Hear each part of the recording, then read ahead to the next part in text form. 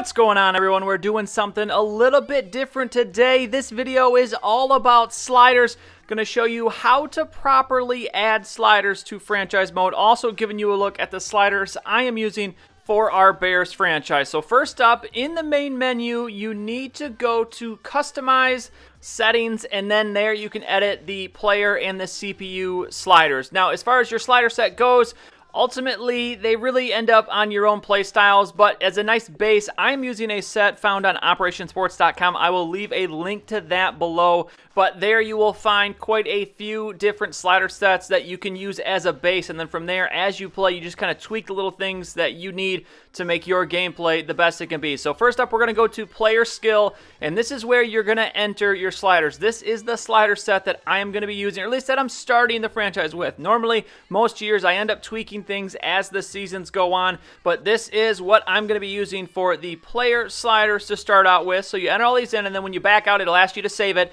and then you save it as a either save over an existing file or a new file. Then we go down into CPU skill, and we're going to do the same thing. You enter all of your sliders. These are the CPU sliders I'm going to be using. And just to quickly explain as I go through the CPU sliders why it is important the way you do this, you need to do it in this step where you enter them in the main menu and then import them into franchise, because just entering your sliders in the franchise settings does not work. Whatever it is, Madden has been like this for a long time. You've got to enter them in the main menu and then bring them into franchise. So as we finish this out, we do have a couple other things we need to look at here before we can go into our franchise. So after we get through CPU skill, we're going to finish that off. Now we're going to back up and we are going to go into the game settings, because there are a few things there. Actually, before we even do that, we need to go into penalties and set the penalties first, because that is another item that is going to import when we go into franchise. So penalties as well, you need to set those. Now, the thing to know about penalties is when you actually look at maybe a slider set,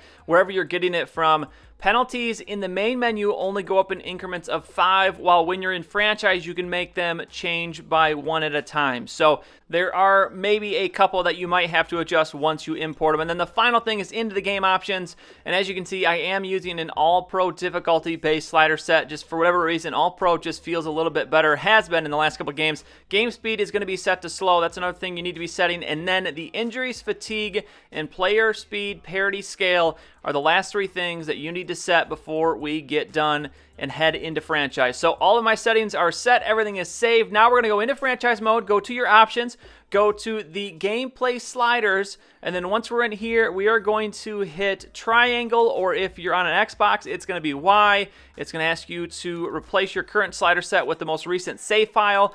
I've already imported them, otherwise it would have gone from default and changed all these automatically. And then as you go through, you see your user, your CPU, special teams, game options, penalties, everything is there, and that is how you properly set your sliders for franchise mode. From here, the game gonna feel different than your default settings, and then from that point on, if you need to tweak anything, make sure you go out to the main menu, change what you need to change, save it, and then go back into franchise and re-import your sliders. That's how you're going to make sure that it's going to work 100% of the time. So that is sliders in Madden 17. If you enjoyed this video, please go ahead and give it a like. I'd really appreciate it. And subscribe to see any future videos that I make. As always, thank you for watching, and I'll see you next time.